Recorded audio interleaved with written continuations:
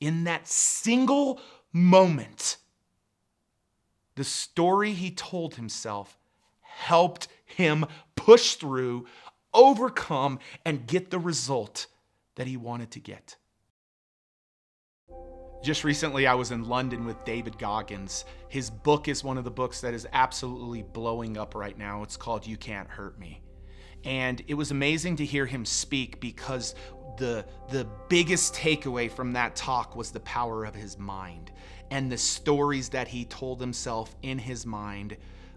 It's really easy to tell ourselves stories in our mind when things are good and to be positive, but it's when things were tough or hard, the stories he told himself are what got him and propelled him to do all of the unbelievable things that he's done in his life.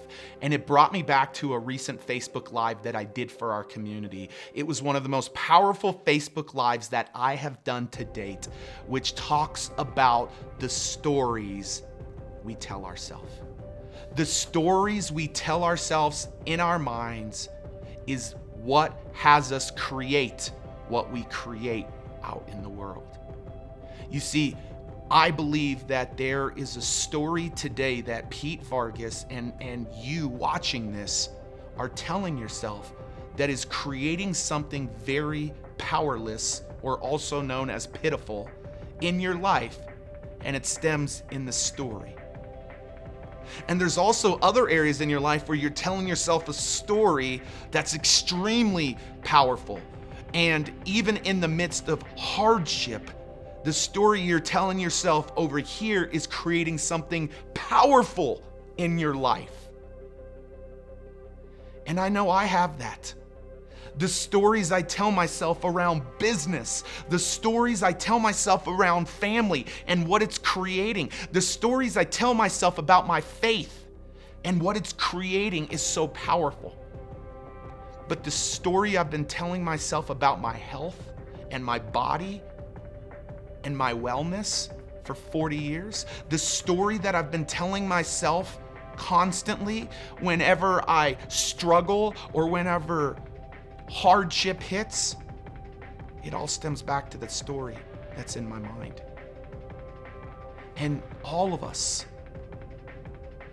have an area in our life where we want to see transformation, where we want to see breakthrough, where we want to see growth, where we want to see ourselves up level. And what I would challenge you to think about today is what is that area that feels like quarter after quarter, week after week, day after day, you see the same things and the same results happening, and you don't see the change that you want to see? What is that area for you? For me, it's my health.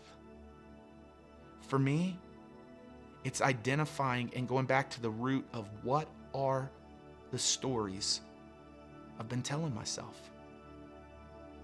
And I want you to know, some of those stories I've been telling myself, 95% of my family is overweight. This thing just runs in my genetics. I can't change it. It's always going to be that way. And then those stories get built into my DNA. They get built into everything about the mental becomes the physical. And then whenever I find myself fail or an obstacle or a struggle come my way, I'm not able to overcome it because of the story that I'm telling myself. And many of those stories have gotten so rooted subconsciously in me. And therefore, instead of creating a powerful outcome, I create a pitiful outcome, a powerless outcome. And we focus on the outcomes, but we don't focus on the story that we're telling ourselves. Because the outcomes, where you want to be, but where you find yourself continually ending up, it's not about that. It's about the story that you tell yourself in the moment when you face obstacles or struggles or difficulty. It's It's all rooted in the stories that we tell ourselves. And so to hear David Goggins talk about running 150 miles in like 30 hours and how he went from 300s to the 160s in 90 days so he could qualify for Navy SEALs. To talk about Hell Week, the 3 times that he went through Hell Week in Navy SEALs training, the hardest training on planet Earth, and having broken legs and bummed feet and fractured this and fractured that. The biggest takeaway that I took from him is in the moment of struggle or obstacle or resistance, in that single moment, the story he told himself helped him push through, overcome, and get the result that he wanted to get. And he's done it time after time after time after time. And so, listen, the first thing I want to tell you is kudos to you in the areas that you're doing that. The areas that you're succeeding and thriving and continually seeing yourself go to the next level, it's because of the powerful stories you're telling yourself, and you might not even recognize that.